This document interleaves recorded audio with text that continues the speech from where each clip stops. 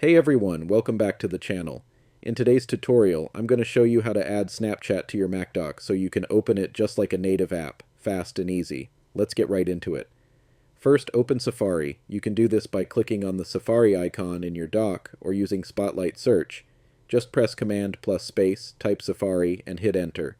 Once Safari is open, go to snapchat.com and log in with your Snapchat account. Now, head to the top left corner of your screen, click on File in the menu bar, then select Add to Dock. You'll see a small pop-up that lets you rename the shortcut. You can leave it as Snapchat or call it anything you'd like. Then click Add. And that's it. You'll now see the Snapchat icon in your dock, right alongside your other apps. Here's the cool part. When you click it, Snapchat opens in its own standalone app-like window, completely separate from Safari.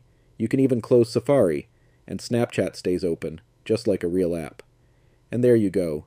You now have Snapchat added to your Mac dock for quick one-click access. If this video helped, don't forget to like, subscribe, and drop a comment with what tutorial you want next. Thanks for watching, and I'll see you in the next one.